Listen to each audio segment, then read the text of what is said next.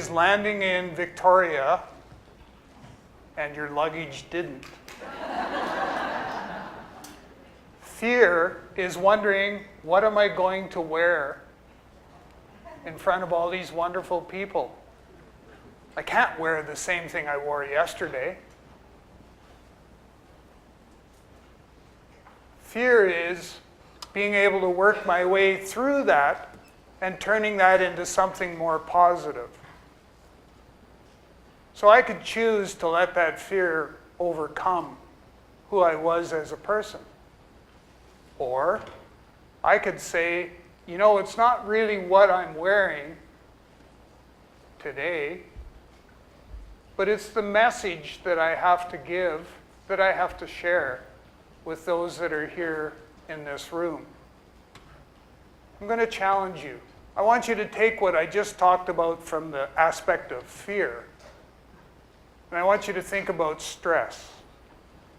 I'm going to challenge you that there is no such thing as stress. It's all about how we manage those situations. We can choose to let stress overcome us, to interfere with our ability to be the best that we can be. We can choose to let stress manage those situations, to perhaps take something that's in our body that we don't want to have in our body and give it that place to grow. But you can manage that. Each and every one of us in this room today can be the best that we can possibly be. But here's the catcher. Do you believe? Let me share a story with you. And I'm going to just use initials rather than sharing confidence. And I'll get into the whole aspect of developing leaders and mentorship, but I think this is going to take us down this path. So Jay was a young professional working in the human resources industry. And Jay was in a workplace that she decided she didn't really want to spend any more time. She wanted to go someplace else and work in some other organization. But here's the catcher. She had become, because of the nature of the work environment that she's in, it was a toxic workplace. She had become something that she didn't want to be. She had become a negative, I call them negative Nellies, negative person. She was succumbed by all that negative energy, and every single time, just as she'd climb to the top of that spinning vortex, just as she'd get to the top, one of her co-workers would do her the unjustly disfavor of kicking out the stool from underneath her, and she'd be sucked back down into that negative energy. When we took a look at her resume, and I know this, kind of feeds off of what we talked about in the presentation previously about negative energy and all of those sorts of things. When you picked up her resume, it was filled with negativity. Who on God's green earth would want to hire somebody after reading that resume? Nobody. She had tried sending out resumes and was not getting any success whatsoever in trying to get even her foot in the door. And she got referred to me.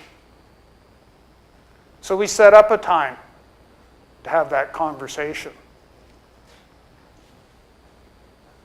And I realized very early in the stage here's a young professional that has so much potential. Here's a young professional that could be a leader in any organization that would embrace her as an employee for what she could bring. But we had some things we had to do first. And this is where the mentoring process kicked in. So we spent some time discovering who we actually were as a person, who we wanted to be as a person. What was the difference that we wanted to make in our family life, in the organization that we worked in, and in the community? So that all-inclusive leader that person that would make a difference, whether it be in the family, the community, or in the organization. So we went through a process. And I know it sounds kind of wonky or kind of funky.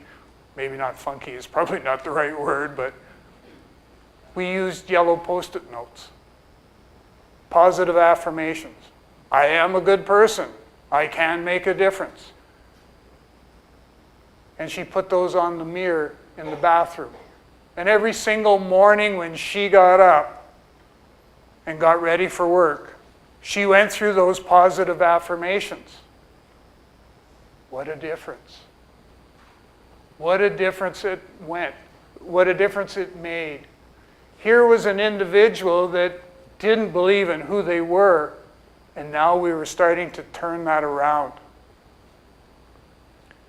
We redid the resume, changed some of the words, made it more dynamic, more positive. Got rid of all that negative energy, cast that out. Made a difference. When we'd sit down to have a conversation, a mentoring conversation, when we'd sit down to have that conversation, we very quickly jumped on any of the negativity. So if she happened to not be successful in a particular job opportunity that she was chasing, instead of saying they're a bunch of beep for not hiring me, we turn it around and we frame it in the context of a positive. It wasn't meant to be. It's a message that I'm receiving that I wasn't supposed to go and work for that organization. Frame it in a positive. She went on a shopping trip. Because part of what we talked about was sometimes it's about feeling good. If we don't feel good about ourselves, we won't be good. So she went on a shopping trip. I can still see it to this very day. Here's how I describe Jay to the rest of the world as I know her. Before the journey, before her mentoring journey with me, when she'd walk into a room like this, she'd be no different than anyone else. If the lights were turned out in this room, you would not see Jay at all. She'd be oblivious to you. Fast forward to where we are today. Turn the lights out in this room. You'll know who Jay is. She's the one that illuminates this room.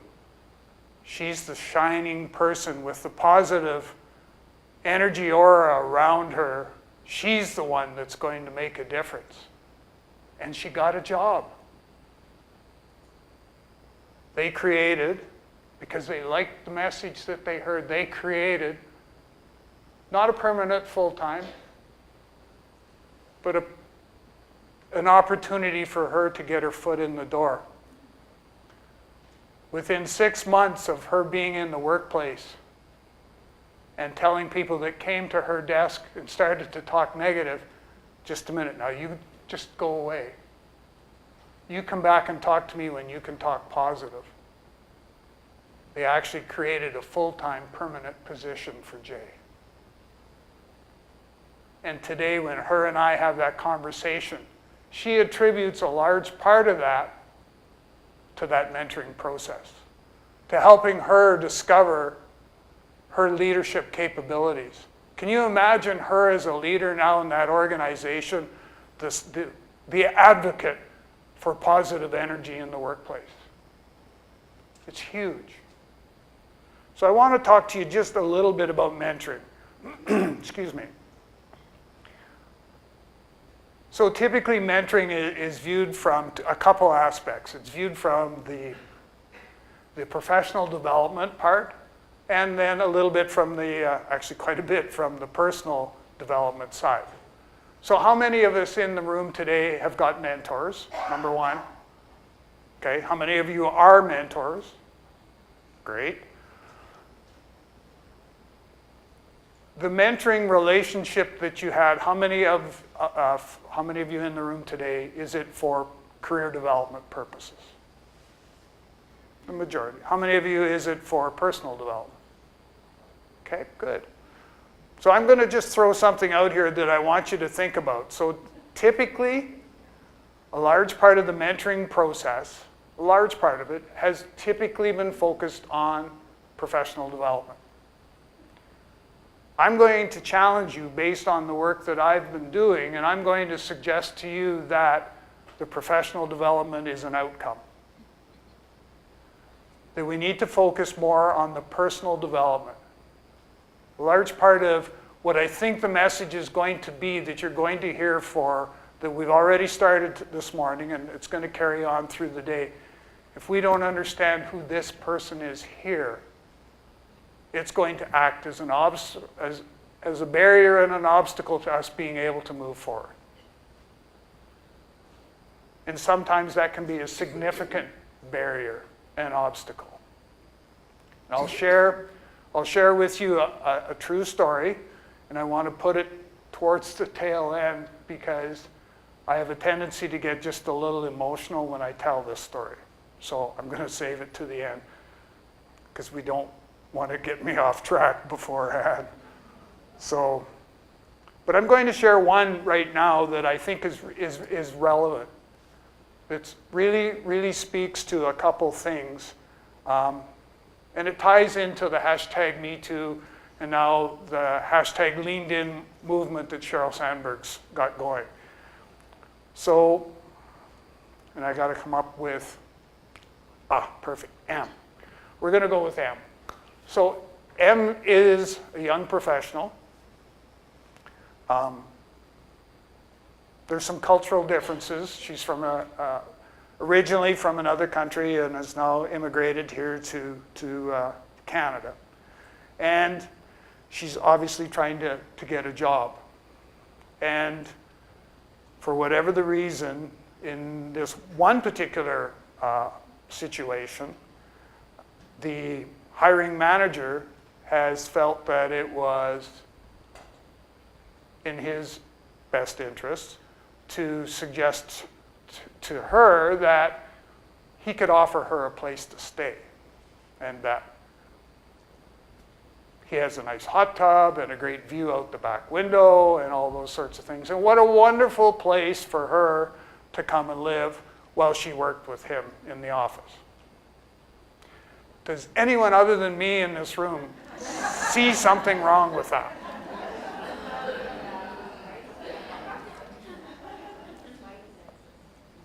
The hair on the back of my neck went, and the claws, I went. So here we are, we're in a mentoring relationship. What should my advice be? Yeah. Like, don't even shut the door behind you, just keep going, right?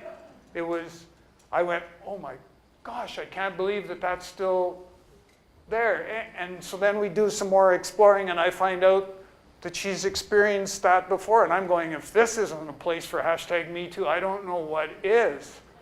So we go through this process to be able to, this mentoring process with her, because she's got so much potential. But she's caught up in this, well, if I don't agree to do that, I may lose my job. That's sad.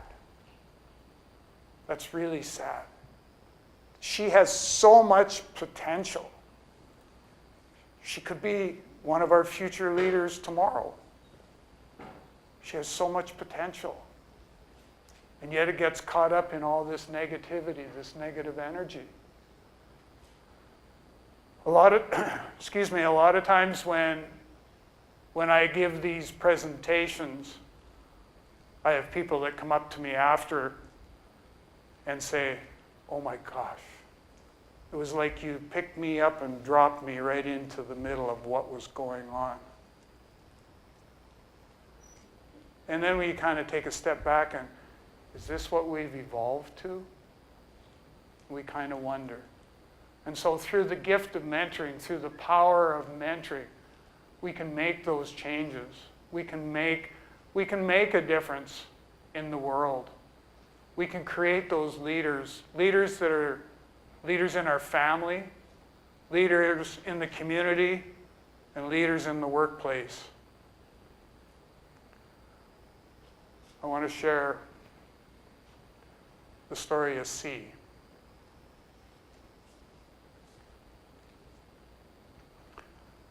So C was working in an organization, and rightly so made the decision that it was time to move on. Now C's a little bit older and decided to start her own business. And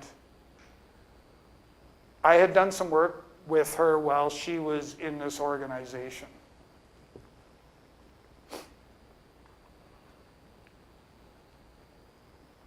She wanted some help in getting the business started. She'd never done this sort of thing before, like, do I need to incorporate? Do I need to do all this sort of stuff?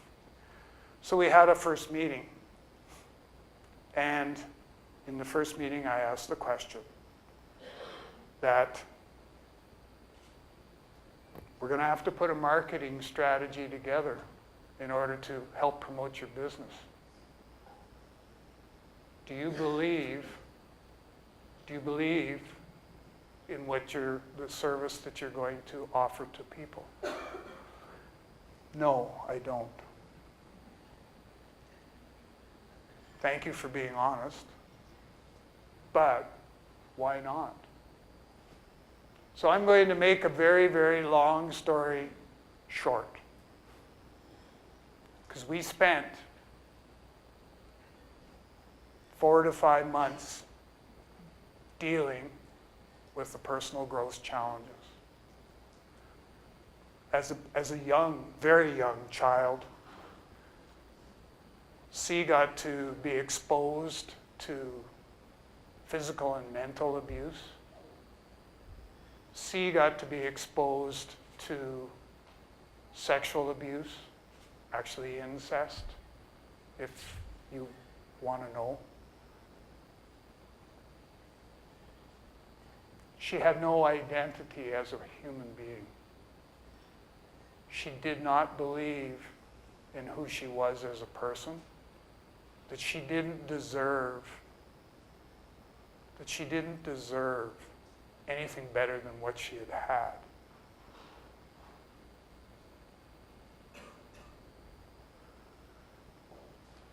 I said to her, how can we go about putting together a business strategy, a communication strategy, unless you believe? Spiritually, she'd become disconnected. And that was an issue for us because she had a very, very strong spiritual background, but it had disconnected.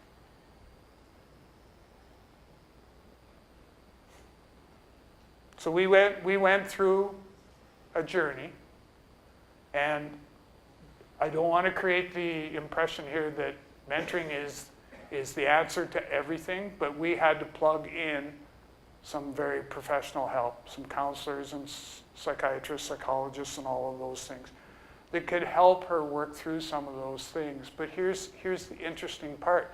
We talk about leaders and developing tomorrow's leaders and that. She has the potential. She is a leader today in the community. She's a leader in her family. She's all of those things. But it was all being stymied because of all the stuff that had happened in the past. And she couldn't let go, wouldn't let go. And so through the mentoring process and the professional help that she got, we were able to work through that. And we were able to get to a place where all of a sudden, I now understand. And I said, you truly have a gift to be able to be of service to others. It's your calling. It's your calling. And for you to not embrace that calling and move forward with that, just like every single one of you in this room, you all have a calling. You all can be the best that you can be. But you have to believe. You have to believe in who you are as a person. You have to believe in the potential that each and every one of you have. C does. She does now. She's reconnected spiritually. She truly does believe that she's now being able to be of service. Every time we get together, she says, oh my gosh, you won't believe what happened. I had 6 new clients come to me looking for help. She said, I've never had that before. I said, that's the power of believing. When we believe in what we are, good things happen. Good things happen. And so, in closing, I want you to remember that the gift of mentoring is such a powerful, powerful tool. It's what helps us develop our future leaders of tomorrow. And what I've done is I've brought, I think I have a dozen copies. This is going to be like, hopefully a feeding frenzy, but that's okay. I have 12 copies of the book, and at the next break, I'll go grab them. I have them stashed away, like they're a hot commodity or something. But I'll be out in the lobby area, and whoever gets to me first gets the book. But please, if I've touched a nerve or something like that in the last 20 minutes, please feel free to come up and grab me, and we'll have a conversation. And if you want to grab one of my cards, I'm more than delighted to do that. But God bless you all. Thank you so much, and enjoy the rest of the conference.